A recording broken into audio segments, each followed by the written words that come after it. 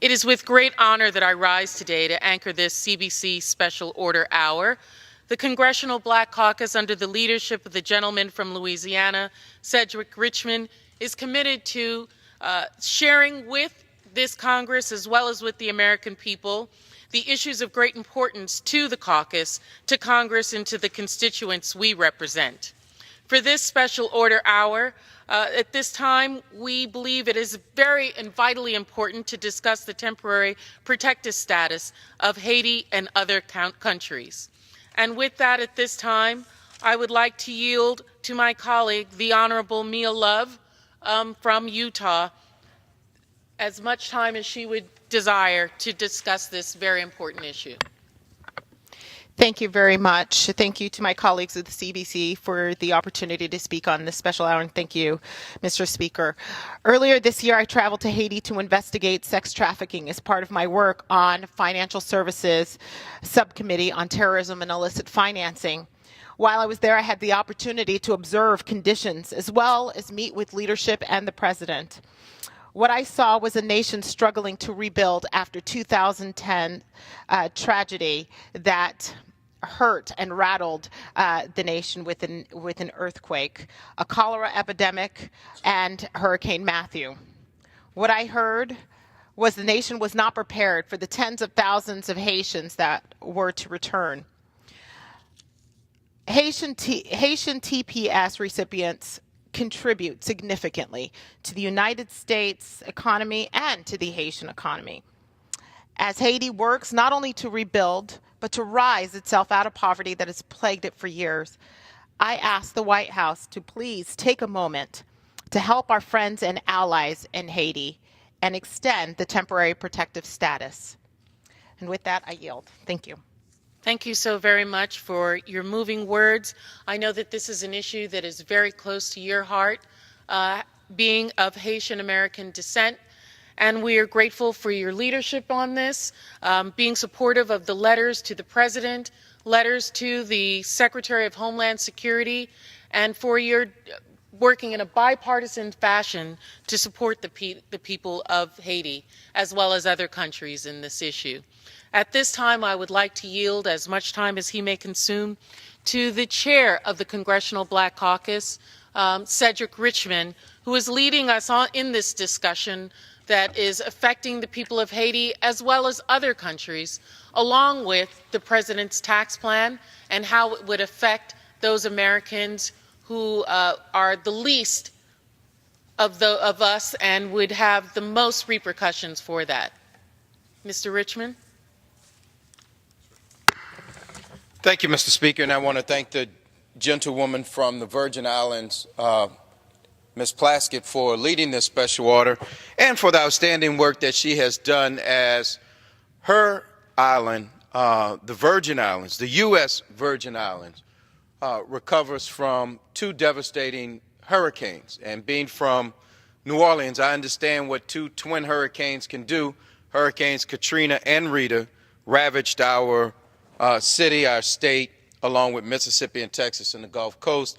And to be very candid, the people of the Virgin Islands, unfortunately, are doing this too much on their own.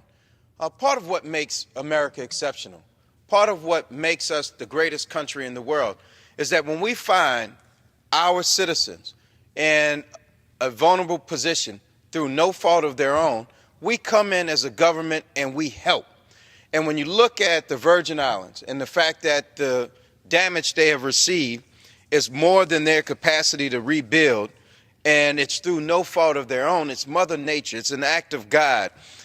Some would say it's global warming and climate change. But it doesn't matter what caused it. What matters is the U.S. response to how we fix it. So when we start talking about our response to the Virgin Islands, it's a great segue into Haiti and temporary protective status, because it was that 2010 earthquake that rendered Haiti in a position where they could no longer safely and adequately care for their citizens, and we allowed them to have temporary protective status in the United States. On May 24th of this year, the Department of Homeland Security redesignated Haiti for 6 months of temporary protective status rather than the 18 months that the government of Haiti, Haiti experts from the United States, and the Congressional Black Caucus and others requested. And the fact is, the DHS designation didn't reflect any of the reality on the ground. In fact, it ignored that there's great food scarcity, and it ignored the ongoing challenges posed by the unprecedented earthquake. We sent a letter November 3rd asking once again to fully extend Haiti's TPS designation for another 18 months. However, time and time again, unfortunately, it appears that this administration, through all the rhetoric, has an inability to do what's right when right is needed, especially when we talk about vulnerable populations, especially when we talk about immigrants. It's too easy for this administration to turn a blind eye and ignore real life needs. Now, there's some out there that would argue, is this America's issue? And I would argue that it's absolutely America's issue. First of all, not extending the TPS will have drastic consequences for the United States economy. That's why the U.S. Chamber of Commerce, national security experts, the Catholic bishops have all came out in support of extending this vital program, because they know that these nations are in no condition to receive the 300,000 people that will be returned to them. They understand the public health crisis, the destabilization of the new government. In El Salvador and Honduras, the return of 250,000 people would strain government services and lead to job displacement in countries besieged by violence, drug trafficking, and weak institutions. So let me just clear it up for a lot of Americans sitting at home and saying, well, why does this affect us? 30% of TPS recipients are homeowners in the United States. So just think about the consequences of simultaneously dumping 60,000 mortgages on the U.S. housing market. Think about 13,000 mortgages in Texas, 5,000 mortgages in Virginia, and 4,100 mortgages, 5,000 in Florida, 4,100 in Virginia. The mass deportations alone will cost the taxpayers of this country more than $3 billion. Oftentimes, we find ourselves in this place, in this body, arguing about the fiscal argument of things and talking about how it would affect our economy, which I just did, talking about how it would hurt the U.S. market and foreclosures and mortgages. And we give all these things of how this could bankrupt the United States. The bigger concern we have, and that this administration should have, is that this country is on the fast track to moral bankruptcy, because we do not stand up when we're supposed to. We don't call out wrong when we see it. And too often we turn our backs to injustice. That is not what this country is about. That's not what made this country great. So with that, I would just say it's time for this country, this Congress, this administration to do what's right simply because it's the right thing to do. And it just so happens that the right thing to do this time has extreme economic benefits that go along with it. So tonight you're going to hear from a number of our remarkable Congressional Black Caucus members who don't just advocate for black people. We advocate for people all across this country who are oftentimes voiceless, who can't afford lobbyists, who don't influence government, but people who just wake up every day, go to work, put food on their table, and provide for their kids and hope for a better future for their families. They hope that their parents can live out their lives with dignity and respect. They hope that their immediate family, that they can provide for their kids, and their kids can reach their wildest dreams. That is the American dream. That's what we fight for. And it's such a great privilege to be the chair of that caucus. And you will see in the next couple of seconds the talent and the passion of which this caucus fights for, which is why I'm so proud and humbled to lead this caucus during this Congress. So with that, I yield back, Mr. Speaker, the balance of my time. Thank you So much, Mr. Richmond, and we are grateful and thankful and proud to have you as the chairman of the Congressional Black Caucus, particularly in the time period that we are, because the energy and passion that you have for people of color and for all Americans is extremely evident.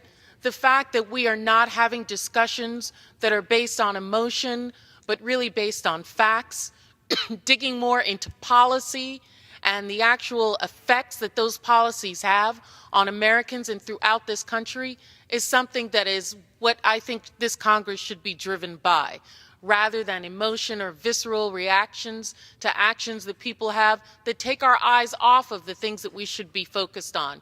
We're grateful that you are continually not moved by the shiny object that's in the room, but on the real bread and butter issues that affects Americans. And when you talk about the talent of members of the CBC, part of that talent is in its grounding, in those members of the Congressional Black Caucus that have been engaging in this battle, in this struggle, in this fight, that have had this passion for many, many years.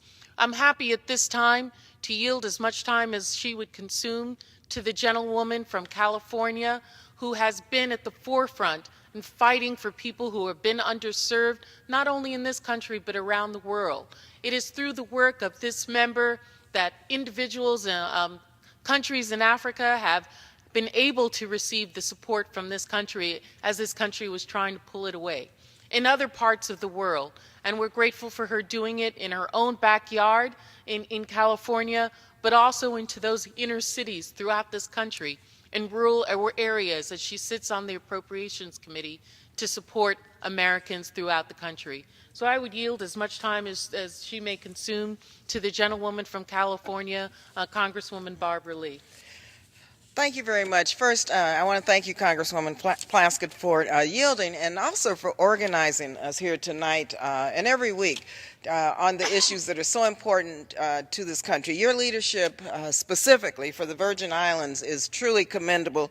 And just know that we are doing everything we can do under your leadership to help you recover and rebuild. And also, I just have to say to our chair of the Congressional Black Caucus, Congressman Richmond, I have to thank him for his bold and his visionary leadership of the CBC. First, let me just take a moment to offer my deepest condolences to the family, friends, and community of those who lost loved ones in the senseless act of gun violence in Texas, my home state. We mourn their loss. We pray for the recovery of those injured. And say once again that this House needs action on gun safety measures to save lives. Our thoughts and prayers are with you tonight. Mr. Speaker, I rise to discuss the urgent need to preserve temporary protective status for immigrants fleeing famine, war, and violent conditions around the world, especially those countries from within the African diaspora who account for 20% of all TPS beneficiaries. Today, 440,000 individuals from 10 countries reside in the United States under temporary protective status because as a nation, we have kept our commitment to being a beacon of hope and security for those in need. The TPS program grants immigrants the right to lawfully remain in the United States for 6 to 18 months. This longstanding practice has been honored for decades through Democratic and Republican administrations because regardless of political affiliations, as Americans, we have always stood for protecting the value of human life.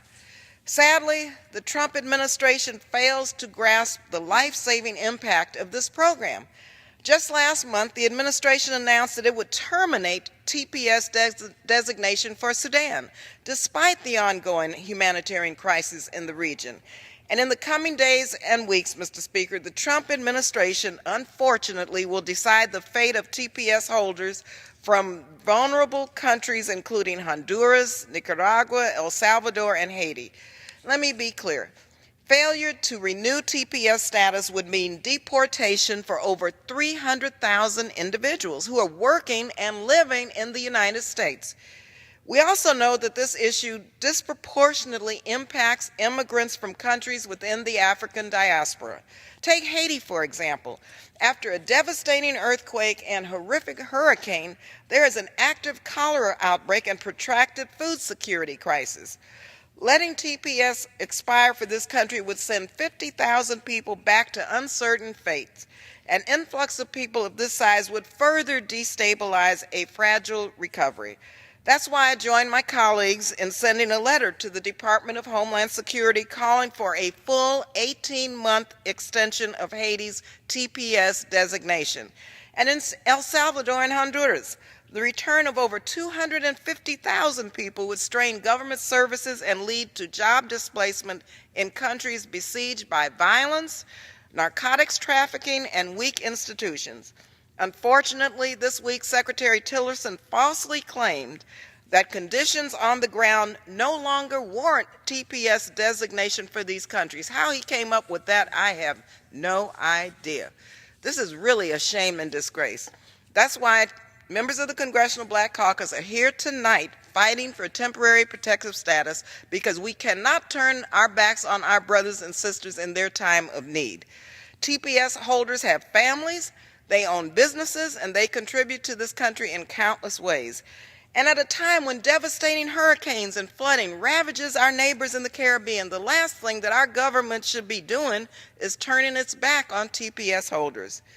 It's not only TPS holders that we are fighting for, we're also now recognizing and understanding and knowing and making public, as everyone knows, that millions of undocumented youth are living in fear of deportation because this president and Republicans in Congress can't muster the courage to do what is right. Our nation has been and should continue to be a nation of immigrants. From TPS to DACA, deporting innocent young people who came to the United States to escape devastation and violence, or as a child, is not only wrong, it's really cruel and it's heartless. So that's why we will continue to fight to protect undocumented youth as we work towards comprehensive immigration reform once and for all. And now we are going to say we're going to continue to fight to make sure temporary protective status is granted for the 300,000 immigrants. So I want to thank you, Congresswoman Plaskett, for helping us to once again raise our voices, educate the public, and stay woke. Thank you very much. Thank you so much. And as you give condolences to those individuals in Texas, of course, we would be remiss not to give condolences out to our colleague and one of the former chairs of the Congressional Black Caucus, Eddie Bernice Johnson, who has lost one of her siblings. We just want her to know that our prayers are with her and with her family as they grieve, and we are there for you throughout this mourning process and however you may need us. So thank you so much for those words. At this time, I would like to yield time to a tireless champion of the issues of Caribbean people throughout the United States and throughout the world, my dear sister, Congresswoman Yvette Clarke of not just New York, but in particular Brooklyn. She knows how that is very dear to me, having been a child of Brooklyn myself. Congresswoman Clarke, your work and all of the efforts that you have made in being one of the co-chairs of the Caribbean Caucus, being the member at large of the Congressional Black Caucus, the work that you're doing and have really forged a partnership with the chair of the Congressional Black Caucus, as well as Mia Love, to make sure that the issue regarding Haiti, regarding the Haitians and the temporary protective status are here. And it's because of your work that we are now having this special order hour and are continuing to push the pressure.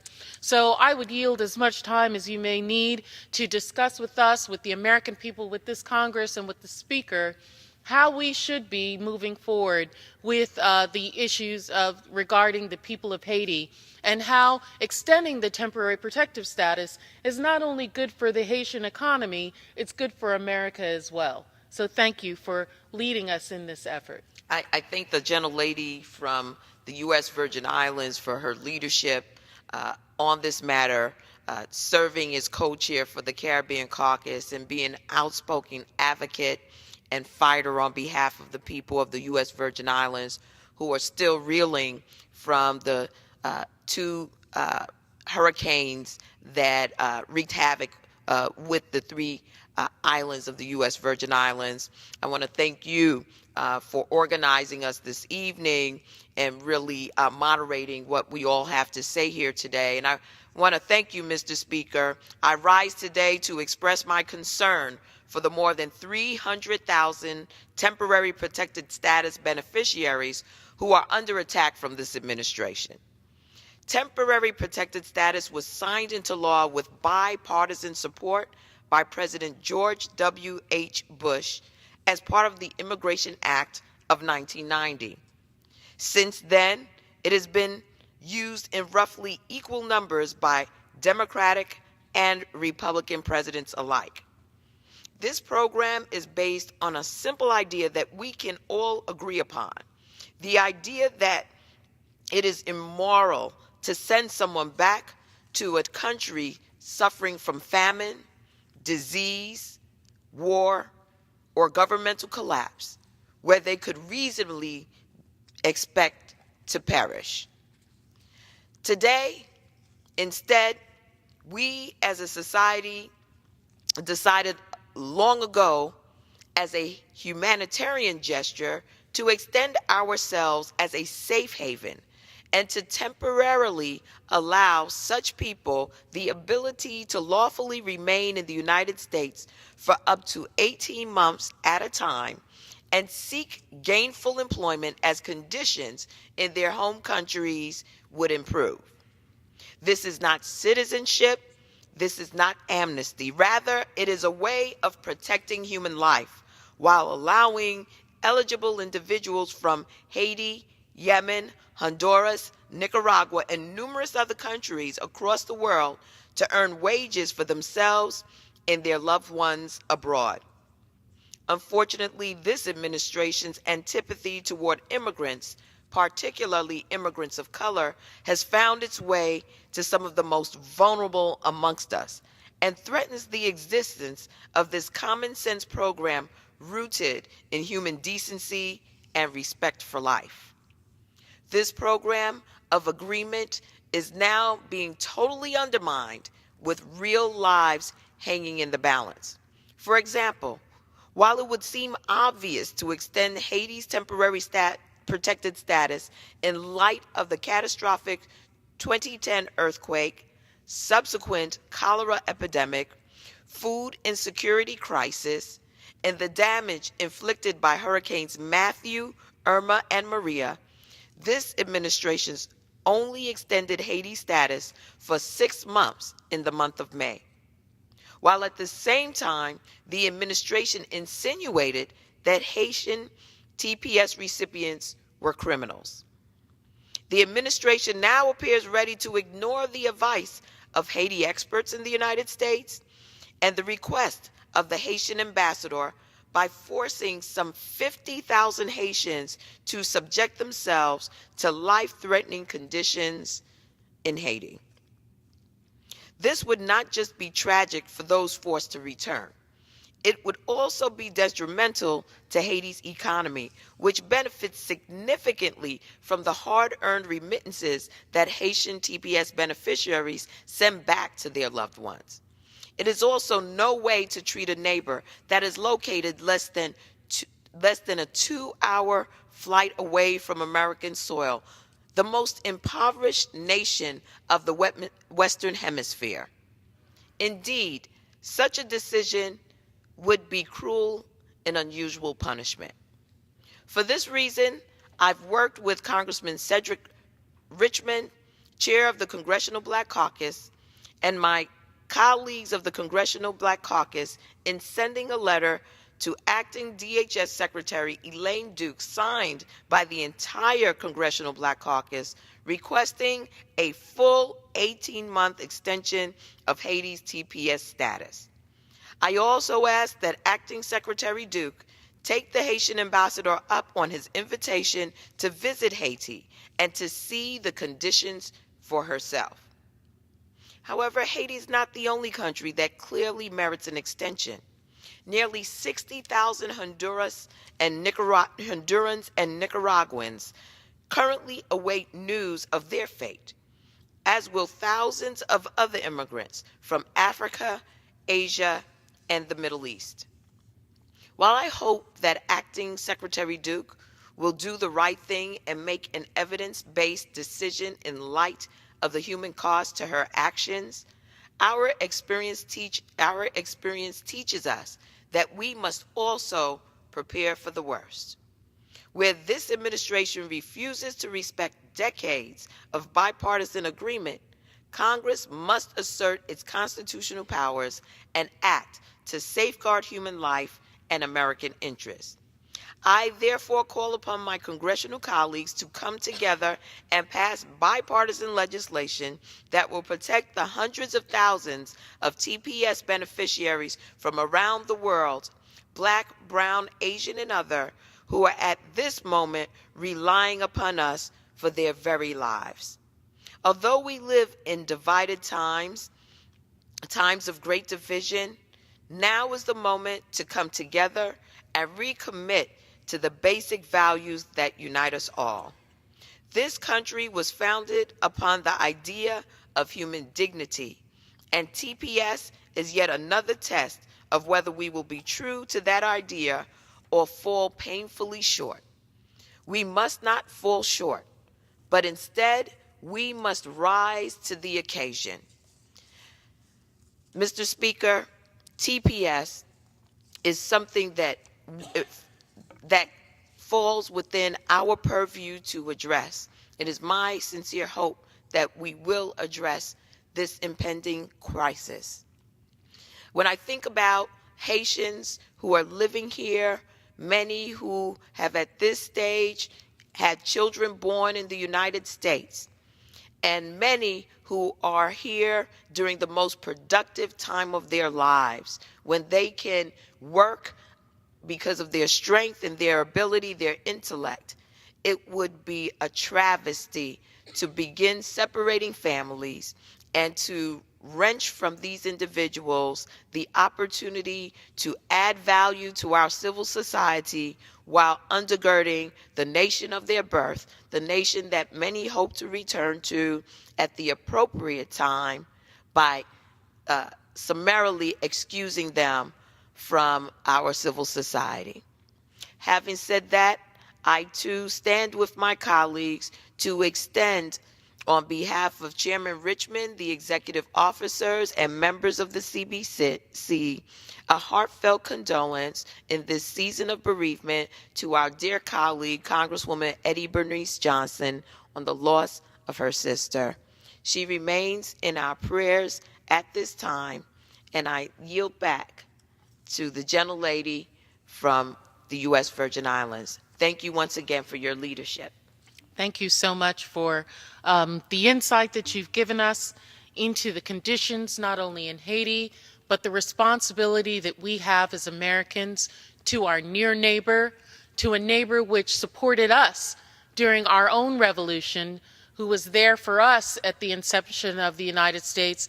Haiti has been ravaged by so many natural disasters, and the benefit that we are receiving and the benefit that so much of Haiti is receiving from those individuals who are really industrious people here in the United States is just bar none.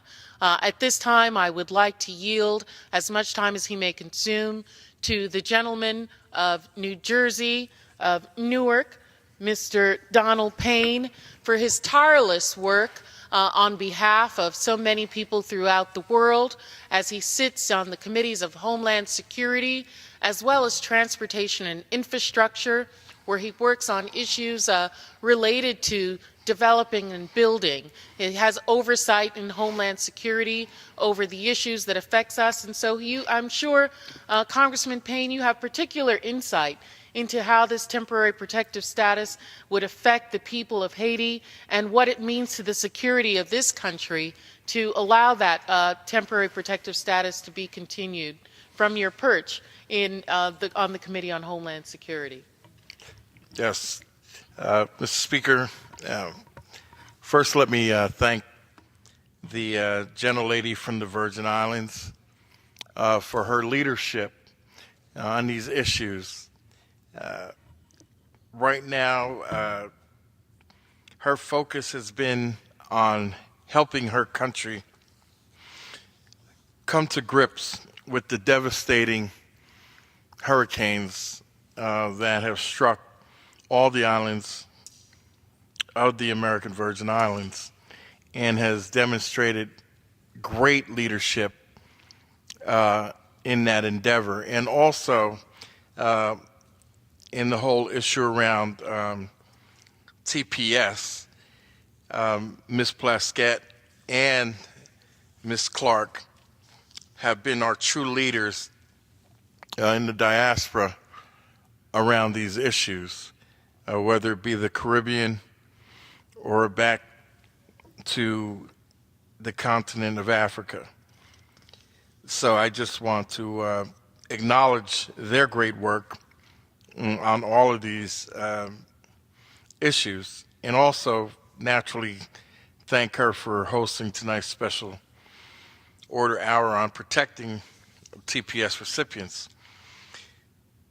But before I start on the topic at hand, I'd like to send my condolences out to the loved ones of the 26 people tragically murdered yesterday and the 21 people injured in yesterday's mass shooting in Texas. When will we realize that something must be done in this country? I have to ask, how much blood must be shed before Congress acts on gun control? It's been 10 years since the Congress has passed the gun control law. Since then, more than 300,000 people have been killed by guns in this country. More than 100,000 of those were deaths, were homicides. The American people deserve better, much better. As the news cycle moves from one tragedy to another, we have not and must not forget the citizens Congresswoman Stacey Plaskett of the U.S. Virgin Islands and Congresswoman Jennifer Gonzalez of Puerto Rico represent are still recovering from this summer's hurricanes. They too deserve swift action and help to help them recover from these devastating storms. That, Mr. Speaker, brings me to the topic of tonight's special order hour. I want to start by dispelling the myth that temporary protected status designations poses a threat to America's security. The truth is that TPS holders are rigorously vetted before entering the country, and they go through stringent background checks before each TPS renewal. Mr. Speaker, the TPS designation is a part of our national character, and it must be protected. What do I mean by that? We are a compassionate people, aren't we? A compassionate nation. The Americans I know are proud to live in a country that is free and prosperous enough to extend a helping hand to those in need. The TPS designation does just that. TPS is the helping hand that reaches out past our national borders to lift people out of the depths of despair brought on by natural disaster, violence, or turmoil. Yet, the administration is reportedly planning to remove the TPS designation for nationals of several Latin American and Caribbean countries. This is really bad news for the United States. First, ending the TPS designation for nationals of Haiti, El Salvador, and Honduras will destabilize communities in the United States proper.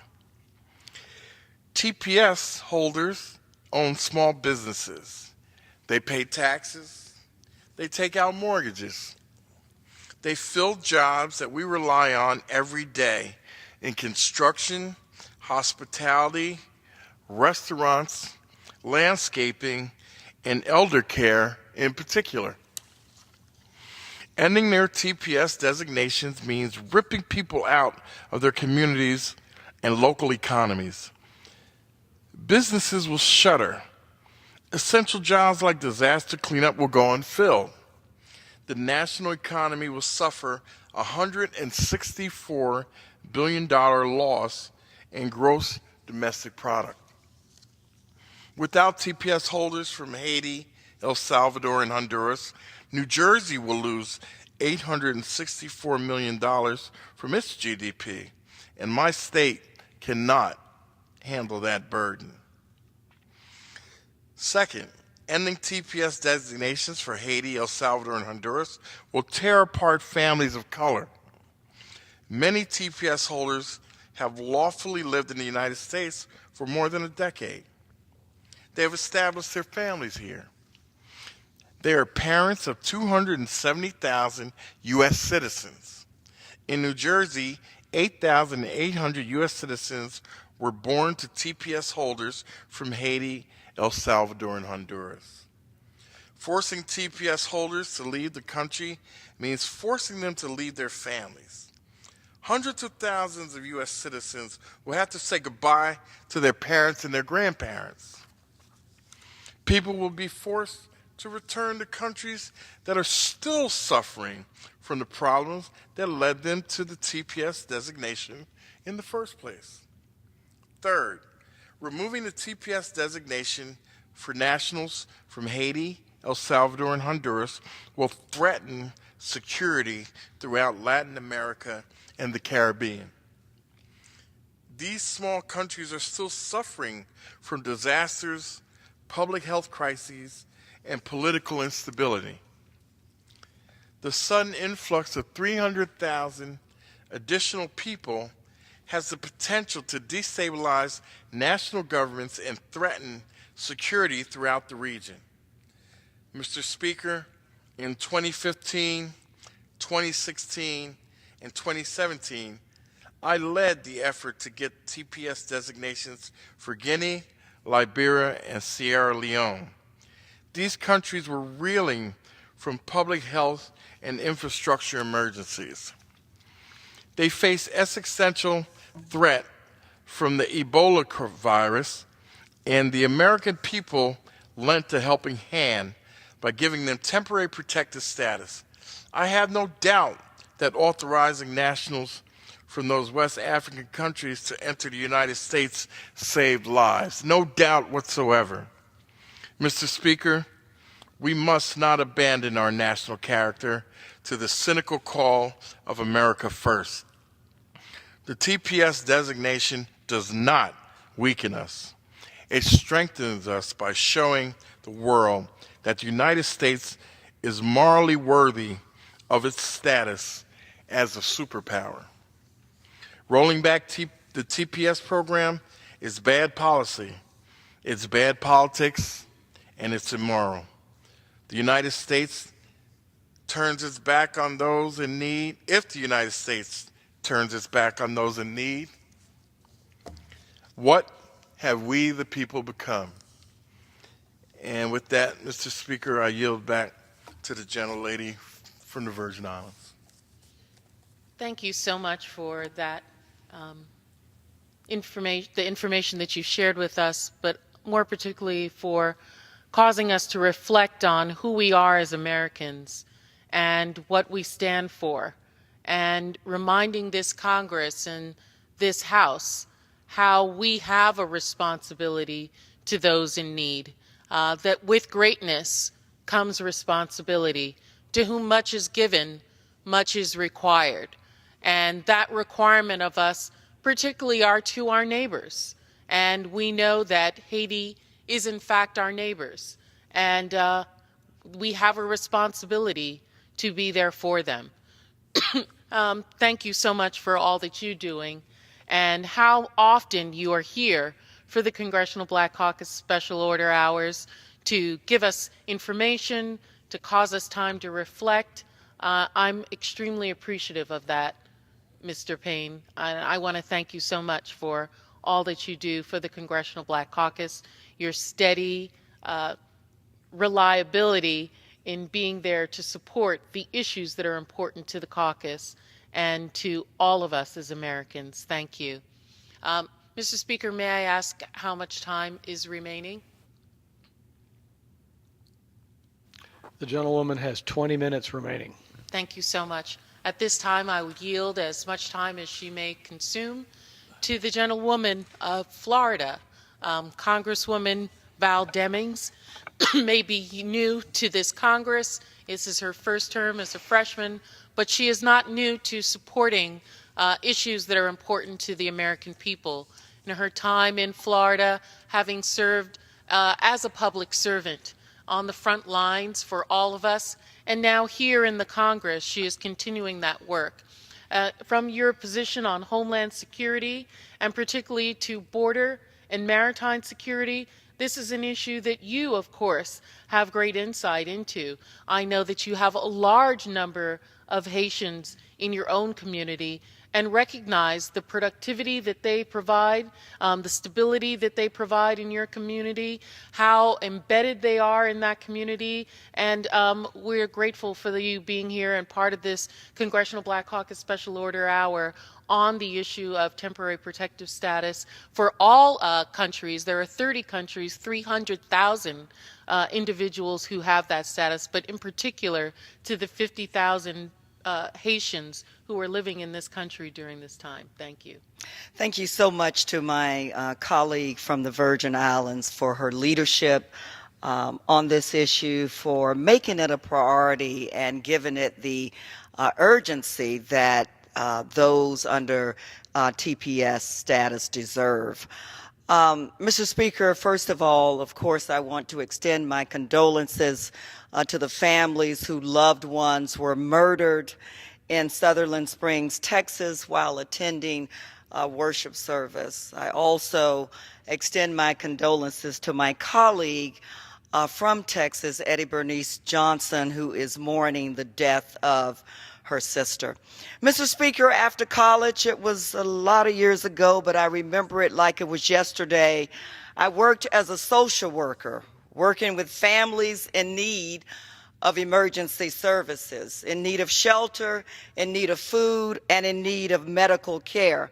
I also worked with foster care children. Mr. Speaker, you may know I also spent over 20 years as a law enforcement officer, and as such, the preservation of human life was my #1 priority. Saving lives was first. But then we also wanted to improve the quality of life for persons living and working in our community. Mr. Speaker, the quality of life matters also. And that's what we are here to talk about tonight as members of Congress.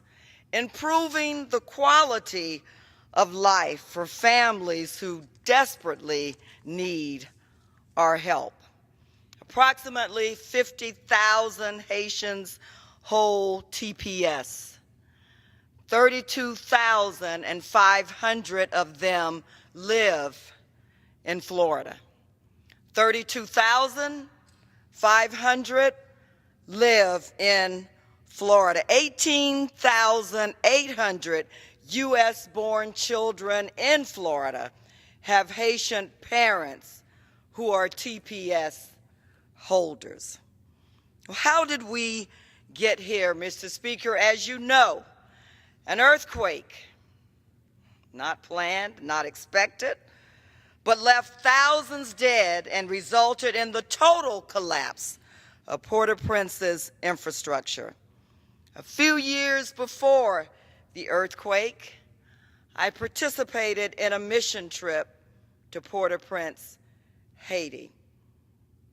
We worked with children and families from a local church in Port-au-Prince, Haiti. That church was totally destroyed by the earthquake. The earthquake displaced 1.5 million Haitians within their own country, destroyed more than 100,000 homes, and damaged nearly 200,000 more.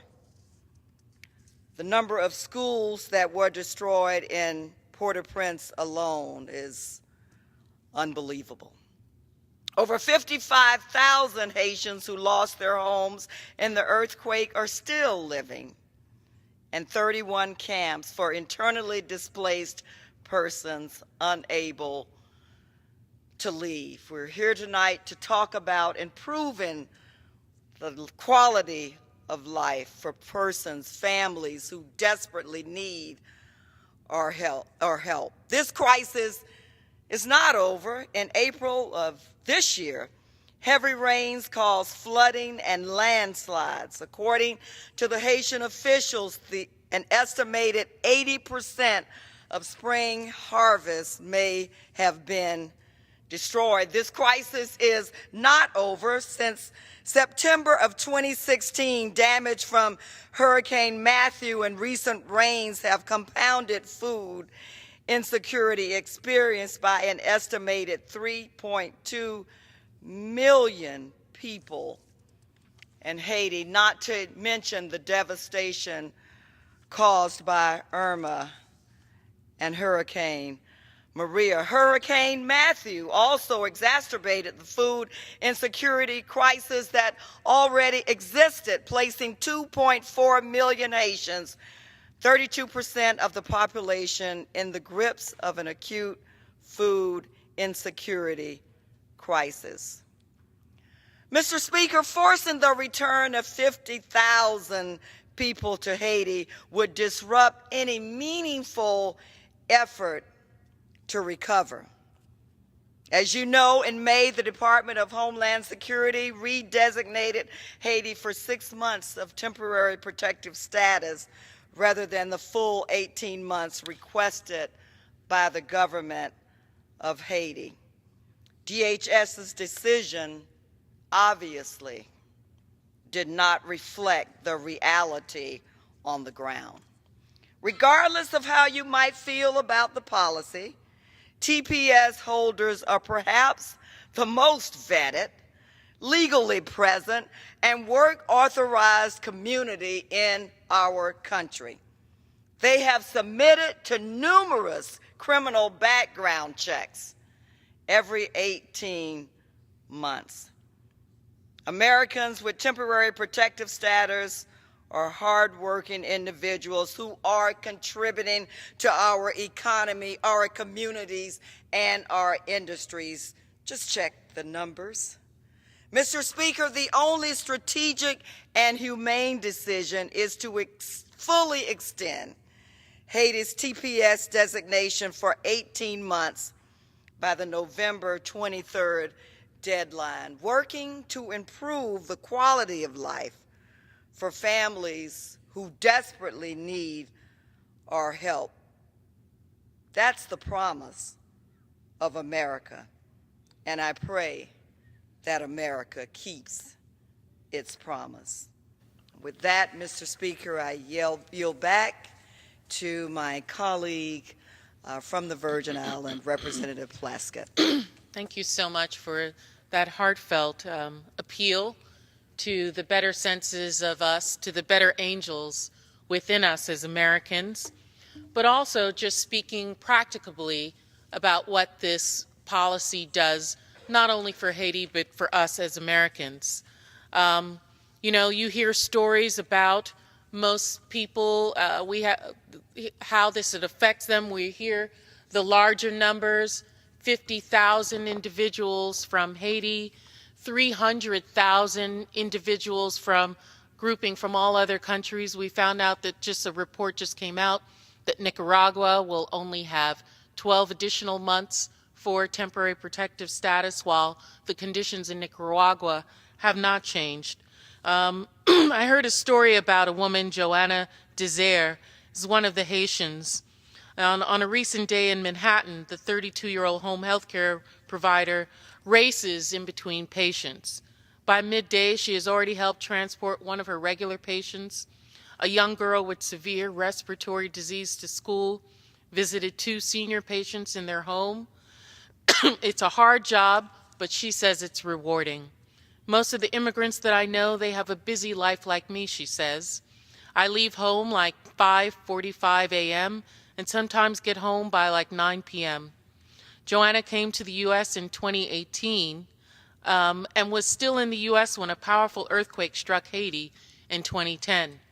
Hundreds of thousands were killed, and the Obama administration granted Haitians temporary protective status. They were shielded from deportation and given work permits. Critics say the temporary program for Haiti and others, where disasters and wars took place decades ago, has become permanent and amounts to a backdoor immigration policy.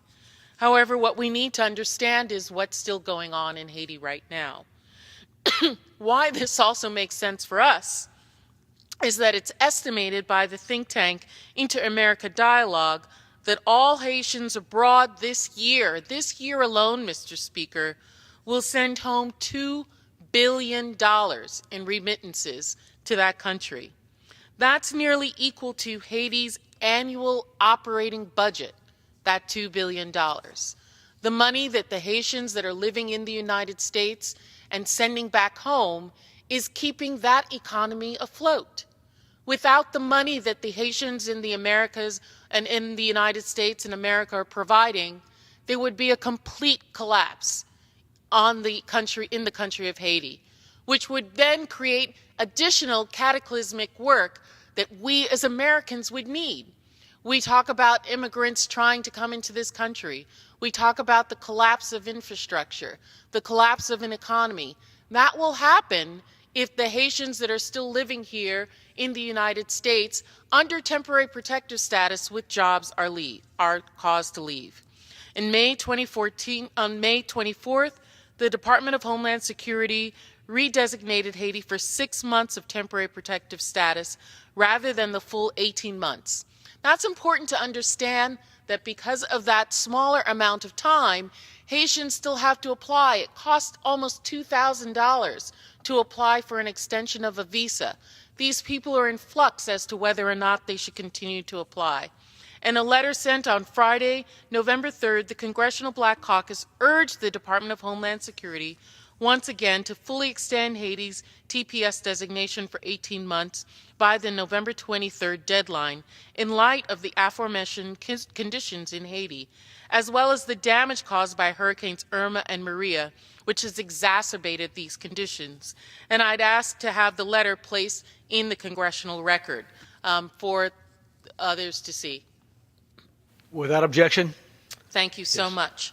In that letter, the members, which is signed by all of the members of the Congressional Black Caucus, which are members both in the Democrat as well as Republican caucus, members in the House as well as the Senate, we urge Secretary Duke that the ambassador to Haiti has explicitly stated that the goal of the request was to allow Haiti to recover from the effects of the earthquake, a cholera epidemic, and Hurricanes Matthew, Irma, and Maria. Matthew struck Haiti in 2016 of last year. Of course, you're aware of Irma and Maria. We Americans, unbeknownst to ourselves and the work that we've done, also exacerbated food insecurity in Haiti by placing individuals, causing the cholera epidemic that is there. Unbeknownst to ourselves, when we came there to give support to Haiti, we Americans brought the cholera epidemic that is now ravishing Haiti and has taken about 10,000 people.